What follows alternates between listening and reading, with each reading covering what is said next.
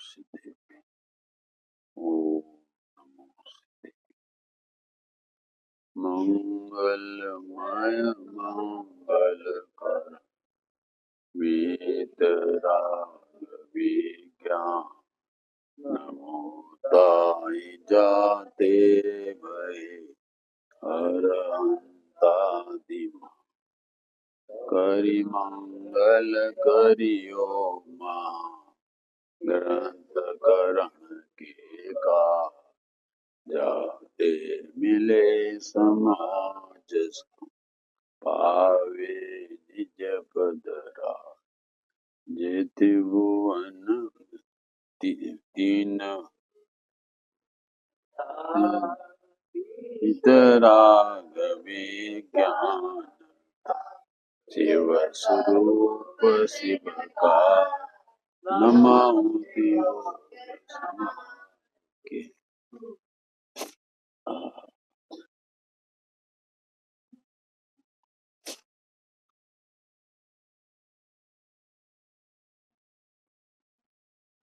यह छडाला नाम का अध्यात्म परमागम है,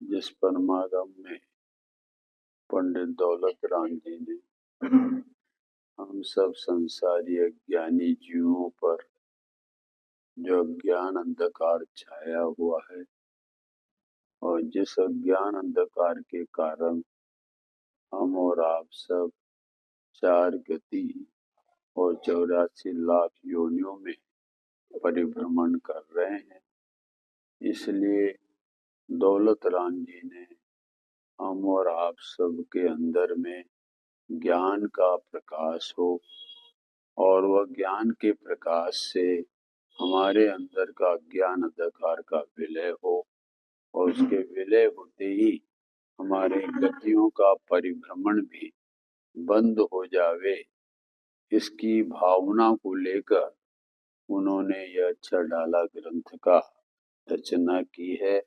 यह छडाला ग्रंथ ही एकमात्र हम और आपके अंदर में जो संसार का परिभ्रमण चल रहा है उसकी अंत करने की विधि बतलाने वाला यह छडाला नाम का ग्रंथ है। पंडित दौलत राम जी ने इस छडाला में हम और आप सबको इस छडाला के प्रथम छंद में जो हमारा ये प्रथम छंद है प्रथम ढाल का, जिसमें उन्होंने हमें एक शिक्षा दी थी और वह शिक्षा थी दुख से मुक्त होने की और अपने अंतर में सुख प्राप्त करने की। वह शिक्षा जो दी थी और वह शिक्षा गुरु ने करुणाधारी गुरु थे और उन्होंने हम और आप पर करुणा बरसाते हुए यह शिक्षा दी थी, यह उपदेश दिया था। यदि तुम दुख से मुक्त होना चाहते हो और सुख प्राप्त करना चाहते हो तो उन्होंने एक शिक्षा दी कि इस दुख से मुक्त होने की और सुख प्राप्त करने की शिक्षा को जो तीसरा छंद है, वो तीसरे छंद में उन्होंने एक शब्द प्रारंभ किया कि ताहि सुनो। तीसरा छंद पर अपन समझ रहे हैं, अपन यहाँ तक आए थे तो वह एक शब्द डाला। क्या डाला कि तुम ये दुख से मुक्त होने की बात और सुख प्राप्त करने की बात को अत्यंत प्रीति पूर्वक सुनो। सुनो पर जोर दिया उन्होंने। और मैंने इस संबंध में आपको बता भी दिया था कि 5 लब्धियों में एक देशना लब्धि है, इसलिए उस देशना लब्धि की यहाँ पर बात कही है कि उस देशना लब्धि को कैसे सुनना, बोले अत्यंत प्रीति पूर्वक सुनना। वो जिनवाणी सुनते समय हमें और आपको अंदर में यही प्रतीत होना चाहिए, एक गुरु महाराज बैठे हैं और मैं एक श्रोता मात्र बैठा हूं और मुझे गुरु महाराज संबोधित कर रहे, दूसरा कोई नहीं बैठा, ऐसा ध्यान ही नहीं करना। मैं बैठा हूं और गुरु महाराज कहते हैं, हे भव्य जीव, यदि तुझे अपना कल्याण करना हो तो तू जिनवाणी की बात को अत्यंत प्रीति पूर्वक सुन, क्योंकि उसका सुनने का बहुत बड़ा लाभ जिनवाणी में कहा गया। सम्यक ज्ञान चंद्रिका है जिसमें यह बात कही गई है कि जिनवाणी सुनो। तो प्रश्न उपस्थित, क्यों सुनो? आप जिनवाणी की बात सुनने को कहते हैं, हमारे 5 इंद्रिय के विषय कसाई की बात सुनने को नहीं कहते हैं। अन्य हमारे 3 लोक में ऊर्ध लोक और मध्य लोक, और वह उस लोक की बात सुनने को नहीं कहते हैं। और मात्र दुख से मुक्त होने की और सुख प्राप्त करने की बात को सुनने के लिए अब क्यों कहते हैं? दौलत राम जी कहते हैं, इसलिए कहते हैं कि तेरे संसार जीवन में कदम कदम पर दुख है और उस दुख से तू पीड़ित हो रहा है, और वह पीड़ा हमको हमारे ज्ञान में आ रही है और तेरे अनुभव में आ रही है कि मैं पीड़ित हूं। अब यदि इस पीड़ा से मुक्त होना चाहता है तो उसका उपाय है, दौलत राम जी बताएं कि तो जिनवाणी को सुन, क्योंकि जिनवाणी में उसका उपाय बताया गया, अखबार में उपाय नहीं बताया गया। संसारिक लौकिक बातों में उपाय की बात नहीं आती। वो तो एकमात्र हमारे जिनेंद्र भगवान की जो दिव्य ध्वनि कीर्ति है, सर्वांग कीर्ति है और मुखारविंद से कीर्ति है, उसमें ही यह बात आती है। वीतराग देव शास्त्र गुरु में ही हम और आपको दुख से मुक्त होने की और सुख प्राप्त करने की जो बात आती है, उसके कहने वाले एकमात्र देव शास्त्र गुरु है। इसके अतिरिक्त और भी वो देवशास्त्र गुरु किसके, मतलब दिगंबर धर्म के वह देवशास्त्र गुरु की बात है। अन्य देव गुरु शास्त्रों की बात नहीं है। उनकी वाणी को जिनवाणी नहीं कहते, उनकी वाणी को जन जन वाणी कहते। जो जगत को वह वाणी खुश करती है और राग का पोषण कराती है, उस राग के फल में संसार बढ़ाती है। तो वह जनवाणी की बात नहीं करते, यहाँ तो जिनवाणी की बात करते हैं कि जो जिनेंद्र मुख से निकली हुई वाणी है, और उसी वाणी में हमारे दुख से मुक्त होने की और सच्चे सुख को प्राप्त करने की, अथवा दूसरी भाषाओं में कहो कि 4 गति का अभाव करने की और पंचम गति को प्राप्त करने की, यह बात हमारी एकमात्र जिनवाणी में आती है। इसलिए यहाँ पर उन्होंने जोरदार कहकर कहा, करुणा करके ये करुणा बरसाई है। क्या बरसाई है? कि जिनवाणी को तुम सुनो, प्रीति पूर्वक सुनो, अंजलि भरकर नहीं, कर्णांजलि से सुनो। क्योंकि तुम्हारे कान जो मिले हैं वो जिनवाणी सुनने के लिए मिले हैं, ये विषय कसाई की बात सुनने के लिए नहीं मिले हैं। यदि विषय कसाई की बात इन कानों से सुनोगे तो भविष्य में तुम्हें कान भी मिलने वाले नहीं हैं, अर्थात तुम 4 इंद्रिय भी नहीं होंगे।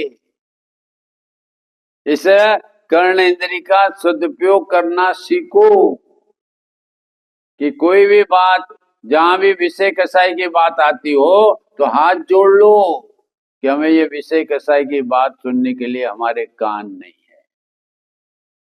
तुम धर्म की बात सुनाना चाहो तो सुनाओ, अन्यथा आप चुप हो जाओ। ये कर्ण इंद्रिय की सुनने की बात है। और वह सुनो, क्यों सुनो? क्योंकि सुनने में तुम्हारा फायदा है। दुकान क्यों लगाओ? फायदा है, पैसा की प्राप्ति होगी। डॉक्टरी क्यों बनो? पैसा मिलेगा। कोई ना कोई फायदे के लिए तो सारी चीजें करते हैं हम और आप। इसलिए जिनवाणी भी कहती है कि यदि तुम प्रीति पूर्वक सुनोगे और एकाग्र मन से सुनोगे, वो बात आएगी आगे। तुम्हारी जिनवाणी की बात को ऐसे सुनना चाहिए कि वह हम और आपके लिए कल्याण की बात कह रही है, अमृत पिलाने की बात कह रही है और विष उतारने की बात कह रही है जिनवाणी माँ। इसलिए सुनो, सुनने की बात कही गई। मैं व्यापारी को कहता है कि यदि कोई जादूगर आए और तुम्हें ऐसा बताए कि यह मंत्र आप सुनो और इसकी साधना करो तो तुमको करोड़ों रुपए की प्राप्ति होगी। बोलो राजेंद्र जी, अब उस मंत्र की बात, उसकी सामने वाले साधु की बात कितनी रुचि पूर्वक सुनोगे और कितनी एकाग्रता से सुनोगे। इतनी एकाग्रता सुनोगे कि वो साधु महाराज ने जो मंत्र दिया है उसका एक भी अक्षर यदि चला गया तो मेरे करोड़ रुपए चले जाएंगे। इसलिए वह हमारे लौकिक की जो बात है, धन संपत्ति की बात है, और वह बात तो हमारा पुण्य उदय होगा तो आए मिलेगा, तुम कितने भी मंत्र की साधना करो। किंतु वह रुपए की हमें रुचि है तो हम उसकी बात बहुत एकाग्रता से सुनते हैं, एक एक शब्द को ध्यान में लेकर सुनते हैं कि कहीं वह एक शब्द भी इधर से उधर हो गया तो हम तो लुट जाएंगे। तो यहाँ तो कहते हैं कि जिनेंद्र भगवान की जो वाणी है, जो हम और आपको जन्म मरण का अंत करने के लिए उसमें वो बात आती है, अनंत काल के कष्टों का अंत करने की बात आती है, तो वह वाणी को कैसे सुनना? बहुत प्रीति पूर्वक और एकाग्र चित्त से सुनना, अन्यथा हम और आपके भव भव बढ़ जाएंगे। यदि भव भव को नहीं बढ़ाना हो तो ये जिनवाणी हम और आपको जो सुना रही है दुख से मुक्त होने का और हमारा सुख प्राप्ति करने का जो उपाय बता रही है, उसको ये आप वो बहुत प्रीति पूर्वक सुनो। और इस प्रीति पूर्वक सुनने का हमारे पद्मनंदी आचार्य ने हम और आपको संकेत भी किया है कि जो जिनवाणी को प्रीति पूर्वक अत्यंत शब्द डाला उन्होंने, यदि अत्यंत प्रीति पूर्वक जिनवाणी को सुनकर आत्मसात करेगा उसे क्या मिलेगा? बोले निर्वाण की प्राप्ति होगी। और क्या चाहिए तुमको? हम और आपको क्या चाहिए? अरे दुकान लगाया है तो करोड़ों रुपए की प्राप्ति हो गई, तो और क्या चाहिए तुम्हें? ये जिनवाणी सुनने का ये लाभ है कि हम और आपको मोक्ष माने निर्वाण की प्राप्ति वह जिनवाणी सुनने से मिलती है। इसलिए हमारे उसमें चंद्रिका, सम्यक ज्ञान चंद्रिका में जिनवाणी सुनने के लाभ बताए। एक लाभ तो ये बताया उन्होंने कि जो जिनवाणी सुनते हैं और उस सुनने से जो आत्मानुभव करते हैं और उस आत्मानुभवी जीव को परंपरा मोक्ष की प्राप्ति होती। एक लाभ बता दिया। क्या लाभ बताया? सुनने का लाभ बताया कि जो सुनेंगे उनको क्या मिलेगा? परंपरा मोक्ष प्राप्त होगा। तो बोलो अब जिनवाणी को कैसे सुनना?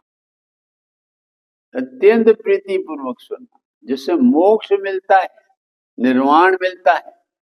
फिर उन्होंने ये कहा कि भाई ये तो तुम परंपरा की बात करते हो, तो उसमें फिर उन्होंने कहा भी तत्काल जिनवाणी सुनने के भी लाभ है। जो जिनवाणी सुनेगा उसको तत्काल लाभ। तो बोले वो क्या तत्काल लाभ है? तो एक लाभ तो उन्होंने बताया कि क्रोधादि कषायों की मंदता होगी। आप अभी यहाँ आए हैं तो ये आपको चार कषायों की मंदता है कि तीव्रता है?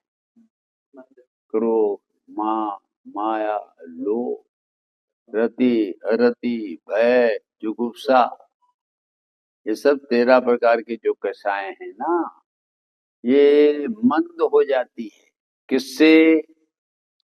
घर पर रहने से, परस्पर में बात करने से मंद होगी। किससे होगी? ये जिनवाणी सुनने से होगी भैया। घर में परस्पर में बात करने से नहीं होगी।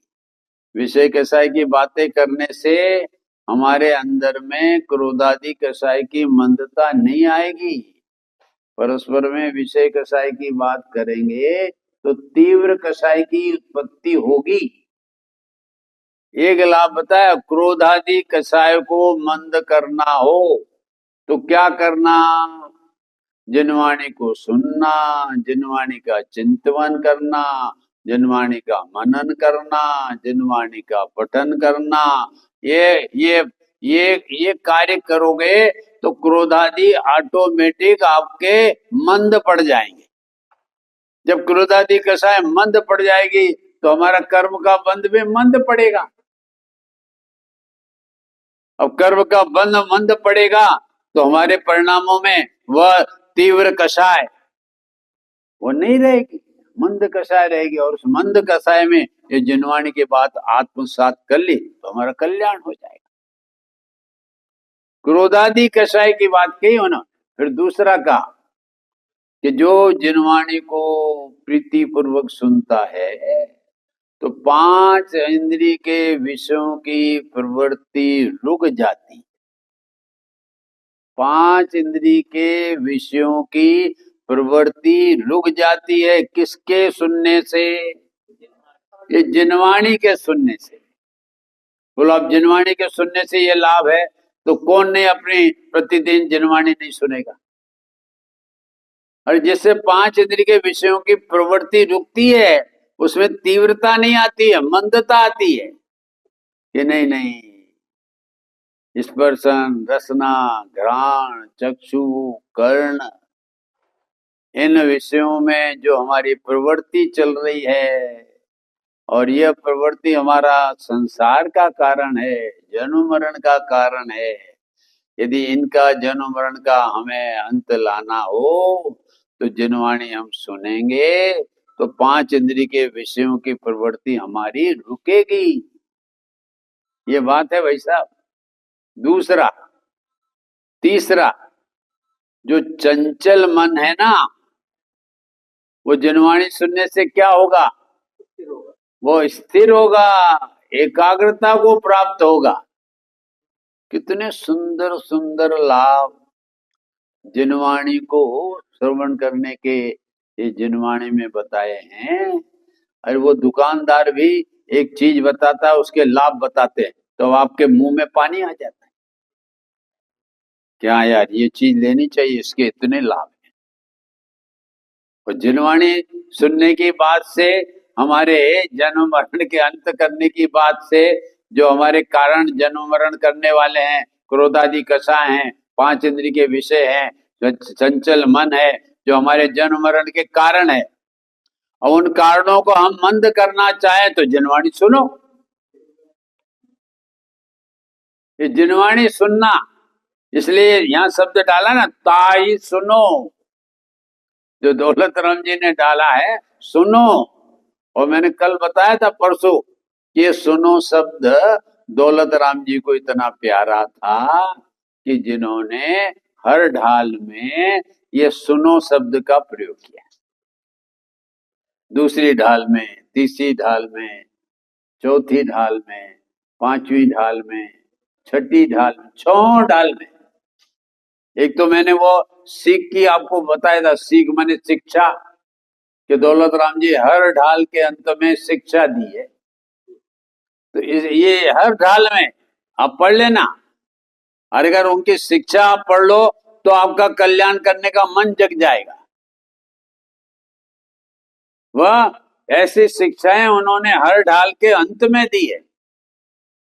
तो ऐसे ऐसे मुख्य बातें तो आप सबको ख्याल में रखना चाहिए और वह चीजें आपको कंठस्थ भी कर लेना चाहिए।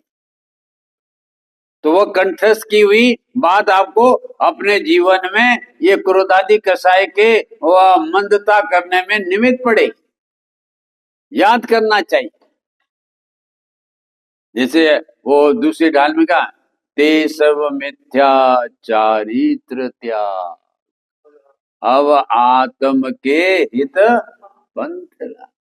कितनी प्यारी लाइन है कि जिनको यह मिथ्या दर्शन ज्ञान चारित्र जो संसार के परिभ्रमण और जन्म मरण और दुख के कारण है, उनका अंत लाना हो तो अपने को क्या करना पड़ेगा? अब किसमें स्थापित करना पड़ेगा?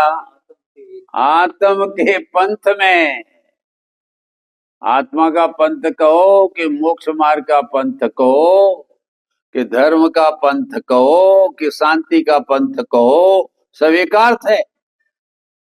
यदि आप अपने जीवन में शांति चाहते हो तो अपने आप को शांति स्वरूप का जो मार्ग है और उस मार्ग का जो प्रणेता है, आधार है, अपना देह देवल में अपना भगवान आत्मा है, उस आत्मा के पंथ में लगा दो अपने जीवन को। यदि अपने जीवन को उसमें लगा दोगे तो क्या मिलेगा आपको? शांति मिलेगी। जिनवाणी कितने सरल उपाय हमको बताती है, किंतु ये माई के लाल को एक भी बात जचती नहीं। इसलिए दौलत राम जी वो टोडरमल जी को कहना पड़ा कि अरे ये तो ढीठ है, दुष्ट चित्त है, सुबट है, इसको संसार के जन्म मरण का डर ही नहीं लगता। 4 गति और 84 लाख योनियों में परिभ्रमण का डर ही नहीं लगता। कौन सा इसने धतूरा पी लिया है जिसके कारण ये इसको कोई असर ही नहीं होता? है?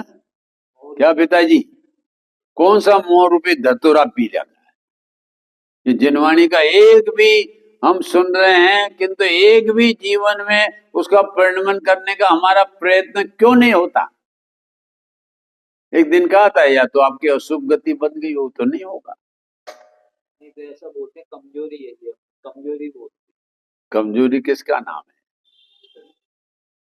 कमजोरी तब हो कि कुछ बलवान हो तो उसमें कमजोरी आएगा। बलवान पना सम्यक दर्शन का नहीं है तो कमजोरी का आएगी। वो तो सब उल्टा है।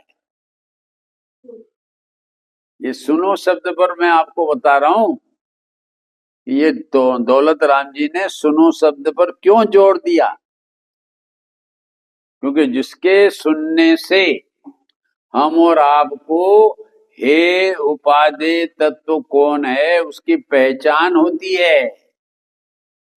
क्योंकि हमने उपादेय तत्व को हे मान रखा है और हे तत्वों को उपादेय मान रखा है। ये 5 इंद्रिय के विषय कैसा है जो हमारे लिए हे है और अपना भगवान आत्मा उपादेय है। सम्यक दर्शन ज्ञान चारित्र प्रकट करने के लिए उपादेय है। ये हमने उपादेय उसको माना ही नहीं। हमने तो उपादेय 5 इंद्रिय के विषय कसायों को एकत्रित करने को ही उपादेय मान रखा है और जीवन भी उसी तरफ समर्पित किए जा रहे हैं हम लोग। इसलिए हमारा कल्याण नहीं हो रहा है। देखो ना कितनी सुंदर बात, ताई जिनवाणी सुनोगे तो आपको ये बात ज्ञान में आएगी कि कौन छोड़ने योग्य पदार्थ हैं, कौन ग्रहण करने योग्य पदार्थ हैं, कौन जानने योग्य पदार्थ हैं। ये सारी बातें जिनवाणी में से हमें आएगी, क्योंकि हमने जो छोड़ने योग्य है उनको ग्रहण कर रखा है और जो ग्रहण करने योग्य है उसको छोड़ रखा है। हमारा आत्मा, हमारा सम्यक दर्शन ज्ञान चाहिए जो ग्रहण करने योग्य है उसको छोड़ दिया। ठीक है, बुढ़ापे में कर लेंगे, अभी तो जवानी का मजा ले लो। अरे जवानी का मजा लेगा ना, गजा निकल जाएगी तेरी। तो जवानी की बात करता है। अगर जवानी का मजा लेना होता तो भगवान महावीर का जीव 25 वर्ष की उम्र में राजकुमार में क्यों माता पिता से कहता, माता अब मेरा ये मन इस संसार में नहीं छोड़ता, इसके कदम कदम पर काटे ही काटे हैं, कजाई कजाए माँ, मुझे मुनि दीक्षा की आज्ञा दे दे। वो महावीर का जीव जिसके पास सब संपन्न था, कोई बात की कमी नहीं थी, और सभी कोई बात की कमी नहीं होने पर भी वह मां से कहता कि इसके तो कदम कदम पर कजा ही कजा है, इसमें यदि फंसूंगा तो संसार में फंसता ही रहूंगा, इसलिए मुझे इस फंसने से मुक्ति मैं चाहता हूं, मुनि दीक्षा की आज्ञा दे दे। वो 25 वर्ष का राजकुमार शांतिनाथ कुंतुरनाथ जिनकी पद्मनी जैसी रानियां सब होते हुए भी इनकी तरफ लक्ष्य जाएगा तो मेरे आत्मा की कजा हो जाएगी, सजा हो जाएगी 4 गति। ये महापुरुषों की बात है, इसलिए अपन तो बहुत थोड़े लोग हैं, कोई ज्यादा हमारे पास न 96,000 रानी है न 96,000 पैदल है, कुछ नहीं है, थोड़ा बहुत साधन है, फिर भी हम उसमें मक्खी जैसे शक्कर पर चिपकती ना वैसे चिपके हुए बस। क्या राजेश, ऐसे हमारी हालत बना रखी। अब वो आप कहो कि इसमें हमें हमारा कल्याण हो जाएगा, ऐसे कल्याण हो है, कल्याण का एक अंश भी तो तुम्हें जगना चाहिए ना, कि मुझे कल्याण की भावना अंदर में हुई है तो उसका एक बाहर में कोई झलक तो आना चाहिए। अरे आप बाथरूम में नहाकर आप निकलते हैं फुहारे में गर्मी के दिनों में, तो बाहर में आकर तो थोड़ी ठंडी है वो शीतलता लगती है कि नहीं लगती? ऐसे ही जिनवाणी सुनकर आपके अंदर में कुछ शीतलता का अंश कुछ प्रकट होता है कि नहीं, कुछ जागृति होती है कि नहीं, ये संसार छोड़ने योग्य। नहीं तो भैया बहुत मुश्किल है, इसलिए ये जिनवाणी सुनने के अनेक फायदे हैं, और तो और ये हे उपाध्याय का हम और आपको पहचान होती है, और तो और क्या कि जो जिनवाणी सुनता है वह आत्म सन्मुख की प्रेरणा प्राप्त करता है, परान्मुख को छोड़ना चाहता है, क्योंकि हम और आपका उपयोग परान्मुख है, 5 इंद्रियों के प्रति है, कसायों के प्रति है, हम उसके सन्मुख हैं, और हम जिनवाणी सुनेंगे तो हमारा उपयोग आत्म सन्मुख होने की प्रेरणा प्राप्त करेगा, और कोई जगत में तुम्हें आत्म सन्मुख की प्रेरणा वाला नहीं मिलेगा। ये जितने भी जगत के जीव हैं वे सब परान्मुख होने के लिए प्रेरणा देंगे, सब गुरु सब आचार्य बना करते हैं। सासू होगी ना तो वह अपने बहुओं को पुत्र वधुओं को सब आचार्य बना, देखो हलवा ऐसा बनाते हैं, रोटी ऐसी गोल गोल बनाते हैं, बाटी ऐसी बनाते हैं, ये सब आचार्य बना।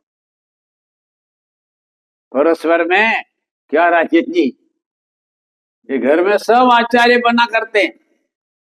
अरे बहू ये भव मिला है, आत्म कल्याण के लिए मिला है, हम प्रवचन सुनने जाते हैं, तुम भी चलो, उससे तुम्हारा भी कल्याण होगा।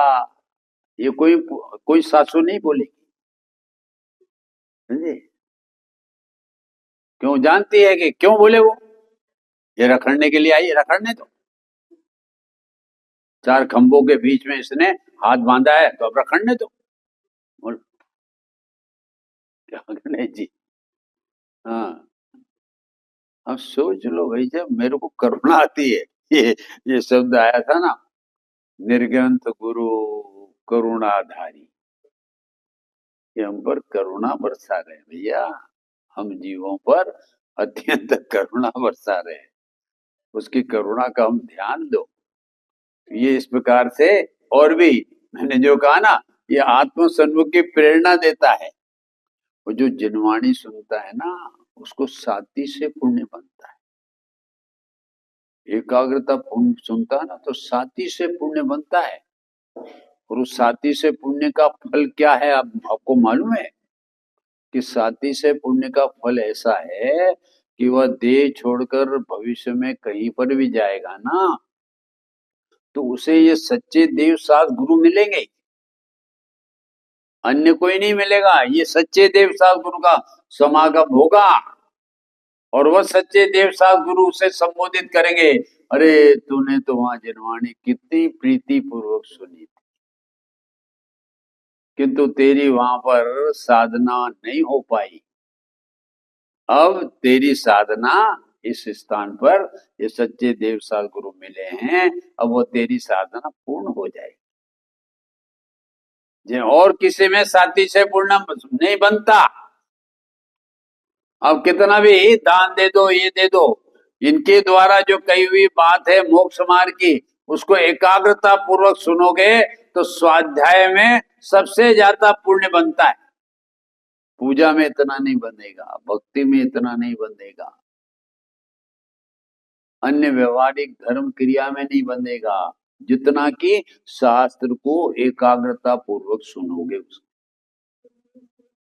क्योंकि उपयोग एक ही हो जाता है ना, अन्य उधर भक्त नहीं, पूजा में तो भटक जाएगा, भक्ति में भटक जाएगा, दान में भी भटक जाएगा कि अरे मैंने कहा दान दे दिया, अभी थोड़े समय बाद फिर पाप का आ जाएगा होता है। किंतु ये जिनवाणी के श्रवण करने में साथी से पुण्य बनता है भाई साहब। तो ये कार्य क्यों नहीं करना जीवन में। 24 घंटे में से 2-4 घंटे गुरुदेव श्री हमें बोलते थे कि 24 घंटे में से 2-4 घंटे भी जिनवाणी का समागम नहीं करोगे, अगर जिनवाणी का समागम नहीं करोगे तो तुमको ये संसार असार और दुख में नहीं लगेगा, तुमको संसार में सुख भाषित होगा। अगर सुख भाषित होता तो ये तीर्थंकर क्यों त्याग कर जाते। ये महापुरुष 63 शिला के महापुरुष, उनको यदि संसार में सुख लगता तो कोई भी महापुरुष छोड़कर नहीं जाता। उनको सुख तो भाषित नहीं हुआ, शांति तो भाषित नहीं हुआ, किंतु उनके तरफ लक्ष्य जाने से उनके हृदय में दुख हुआ, आकुलता हुई, अशुभ भाव हुए, इसलिए वो घबराए कि जितना मैं इनके बीच में रहूंगा मेरे को विषय कसाई का पोषण होकर अशुभ भाव का ही पोषण होगा और उससे मुझे दुर्गति मिलेगी। तो इसलिए ये जिनवाणी सुनने के ये इतने लाभ हैं और ये तत्काल लाभ हैं। परंपरा लाभ तो मैंने बता ही दिया कि वो आत्मानुभव पूर्वक परंपरा मोक्ष की प्राप्ति होगी, वो परंपरा की बात है। यहाँ तो तत्काल साथी से पुण्य बनता है, आत्म सन्मुखता की प्रेरणा मिलती है, ये तत्कालिक लाभ है। और चर अचर पदार्थ जितने भी लोक में हैं वो अल्प ज्ञान से जानने में आते हैं। इतने लाभ है भाई साहब, लाभ तो बहुत है जिनवाणी सुनने का, किंतु इतना भी आपके ज्ञान में आ जावे तो वो आपको क्या लाभ है। अब मैं आगे बढ़ता हूं। देखो आपने ये बात तो कही ताई सुनो, और उस सुनने से क्या लाभ मिलते हैं ये भी बता दिया। अब आगे दौलत राम जी कहते हैं कि सुनो तो सही, पर कैसे सुनना। तो देखो उसमें दिया है मन थिर आ, क्या शब्द का प्रयोग किया नवीन जी। हाँ, तन थिरान नहीं बोला, क्या बोला राजेश जी। हाँ, ये तन को थिर करके तो खूब सुना और मन इधर उधर बंदर की भांति चलता रहता है, चंचल जैसा भटकता रहता है। तन तो बिल्कुल स्थिर कर लिया किंतु मन इधर उधर दौड़ता है, तो उसके लिए उन्होंने कहा कि सुनो। तो बोले किस प्रकार सुनना। बोले मन थिर आ, मन को एकाग्रता पूर्वक सुनना। कि जनवाणी की बात जो जन्म मरण की चल रही है उसको एकाग्रता कि वह जो उपाय बता रहा है जनवाणी जन्म मरण का अंत की, वो उपाय का एक भी शब्द स्खलित ना हो जावे, इतनी एकाग्रता से बोलो। क्या पिताजी जनवाणी कैसे सुनना? हाँ, मन को, जो मन चंचल है ना, जो नदी में तरंगे चलती रहती, ऐसा मन है तेरा, चंचल मन है, उसको एकाग्र एकदम टकटकी होकर, बोलो, वो टकटकी होकर अर्थात उसको एकाग्रता से वह जिनवाणी की बात को सुनना। ये बात यहाँ पर विशेष वो दौलत राम जी हमें कह दे रहे हैं कि नहीं तो हम जिनवाणी चल रही है, परस्पर में बात कर रहे हैं, सासू बहू बात कर रहे हैं, जिनवाणी चल रही है, और हम अभी मंडी बाजार में चले गए, हम घर में चले गए। क्या राजी? इस पर और भी लोग कहते हैं, तो इसमें क्या हो गया पंडित जी? हम यहाँ बैठे बैठे घर पर चले गए, हम दाल रखाए थे तो हमको ले जाना तो पड़ेगा, दूध रखा है तो कहीं उबाल नहीं जाए, समझे? इसमें क्या हो गया? हम बैठे यहाँ जिनवाणी सुन रहे और हमारा मन उधर चला गया, तो उसमें क्या हो गया? फिर राजेश जी उदाहरण देता, क्या उदाहरण देता हूँ मालूम है? अरे देखो भाई साहब, मुनिराज भी आहार करते करते अंदर में चले जाते हैं, तो हम जनवाणी सुनते सुनते घर चले गए तो क्या हो गया? क्या राजेंद्र पकड़ में आया? मुनिराज जो है ना, चलते चलते अंदर में चले जाते, और भोजन करते करते अंदर में चले जाते हैं, जिनवाणी को सुना रहे हैं तो अंदर में, क्योंकि अंतर्मूर्त से ज्यादा वह बाहर रह नहीं सकते, तो अंतर्मूर्त तो अंदर में चले जाते हैं। जब मुनिराज जिनवाणी सुना रहे हैं, आहार कर रहे हैं, चल रहे हैं, जब वह चलते चलते भी अंदर में चले जाते हैं, तो हम और आप यहाँ पर जिनवाणी सुन रहे हैं तो घर चले गए, तो इसमें हमारा क्या दोष? अरे महादोष है लाला, दोष नहीं, महादोष है कि जिनवाणी को सुनना हो, प्रीति पूर्वक सुनना हो, और एकाग्र मन से सुनेगा, तब वो जिनवाणी की बात तेरे ज्ञान और ध्यान में आएगी। और यदि मन चंचल रहा तो जिनवाणी की उत्कृष्ट में उत्कृष्ट बात, जिनेन्द्र भगवान की दिव्य ध्वनि सुनने के लिए हम समूह में बैठे, और बिल्कुल उत्कृष्ट में उत्कृष्ट जिनवाणी की बात हमारे जिनेन्द्र भगवान के मुख से निकलती है, बोलो वहां से हम वापिस कैसे आ गए? ऐसे आ गए, समोषण में तो पहुंच गए क्योंकि भव्य थे और रुचि थी, तो पहुंच गए, किंतु पहुंचकर वो समोषण का वैभव देखने में ही लग गए, और भगवान की वाणी खिर रही है, उस पर हमने अपने मन को एकाग्र किया नहीं, और मन को इधर उधर हम घुमाते रहे, इसलिए ये शब्द डालना पड़ा। अगर घुमाते रहे तो तुम घूमते ही रहोगे, तुम एक सिद्धालय में स्थिर होकर बैठ नहीं पाओगे, मन को घुमाओगे तो घूमते रहोगे, और मन को एकाग्र करके प्रीति पूर्वक सुनोगे और सुनकर आत्मा में एकाग्रता करोगे, तो आप एक जगह पर अनंत काल तक बैठे रहोगे। सोच लो, तुम्हारे हाथ में है कलम लिखना अपनी, स्वर्ग में जाना कि नरक में जाना कि तिर्यंच में जाना, कि ये सब तुम्हारे हाथ में कलम है, तुम जैसी कलम लिखोगे वैसी गति मिल जाएगी। ये परिणामों की कलम तुम्हारे हाथ में है, भगवान के हाथ में नहीं है, तुम्हारे हाथ में है। अब तुम सोच लो उस कलम से क्या लिखना, जैसा लिखोगे बहु आरंभ बहु परिक्रम में रहोगे, वो कलम में लिख गया तो नरक तैयार है। परिवार में मायाचारी करोगे, उस कलम से ये परिणाम लिख गया तो त्रियंचन तैयार है। और थोड़ा शुभ भाव देवसास गुरु का कलम से लिखोगे तो मनुष्य गति है, और विशेष शुभ भाव हो गए तो देवगति है।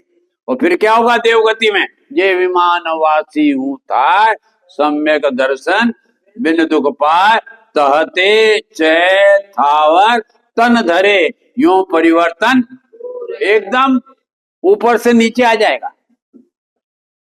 सोच लो, कलम तुम्हारे हाथ में है, न परिवार के हाथ में है, न पति के हाथ में है, न किसी के हाथ में नहीं है, तुम्हारे हाथ में कलम है। जैसा तुम लिखोगे वैसी गति मिल जाएगी। किसी भी उसको आप जिम्मेदार ठहरा नहीं सकते। मैं तो क्या करूं, मैं तो धर्म करना चाहती हूँ किंतु पति परमेश्वर धर्म नहीं करना देता। समझे? पति परमेश्वर, मैं तो धर्म करना चाहता हूँ किंतु पत्नी धर्म नहीं करने दी।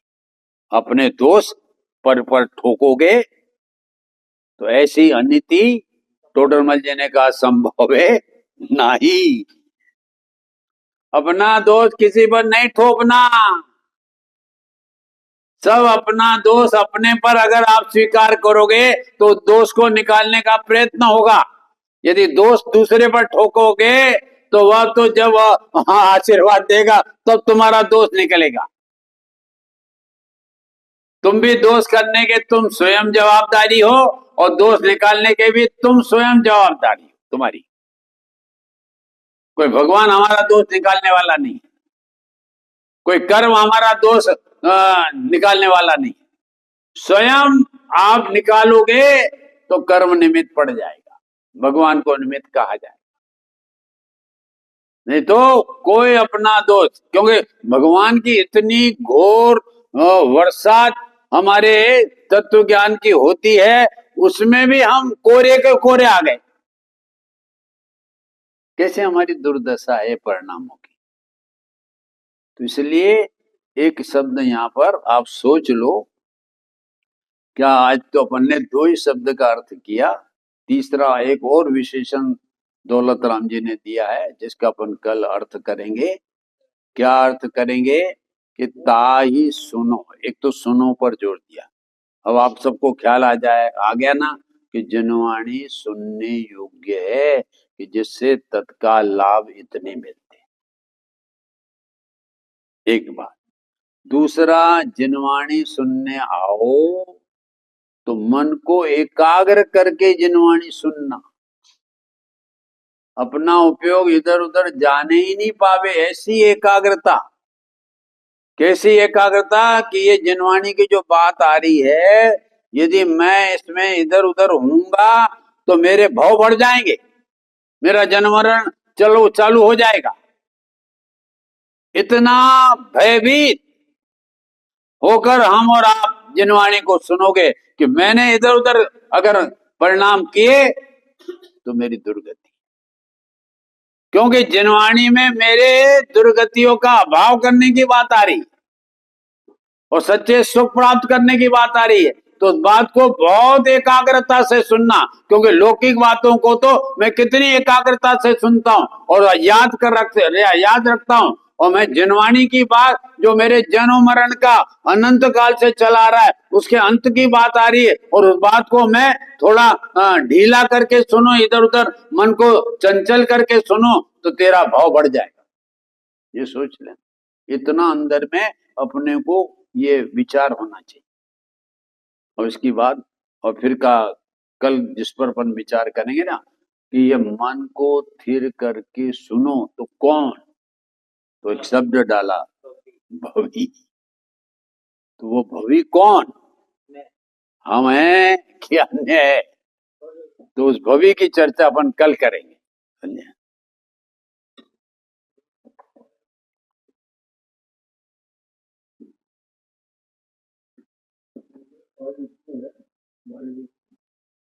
सुनने का जोर दिया है,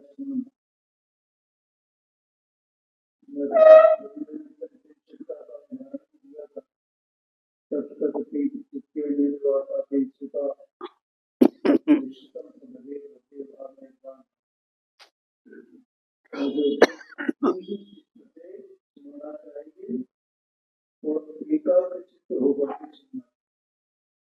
और सुनने से मतलब नहीं है तो पढ़ना नहीं चाहिए, पढ़ना और सुनना एक ही बात है।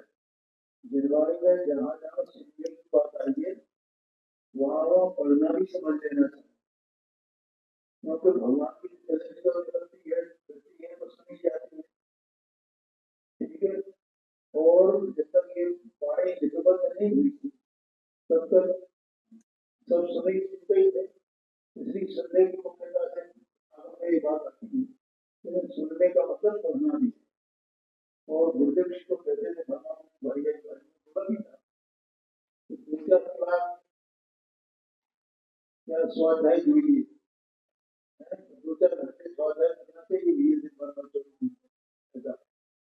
और चित्त लगा तो उसमें जो लाभ होता है हमारी भाई ने स्वाध्याय सुनने के ये लाभ हमें मिलेंगे तभी जो एकाग्र से सुनेंगे और पढ़ेंगे, तो अभी अंत में एक बात और भी कहेंगे, ये देखो संसार से भयावहता लगनी चाहिए हमें। असल में संसार की भयावहता लगती नहीं है, तो हमारे सामने पकड़ा हुआ है, हम देख रहे हैं लेकिन तो भी बदलते नहीं,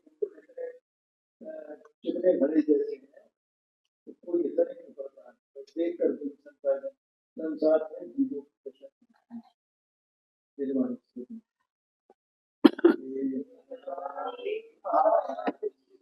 तो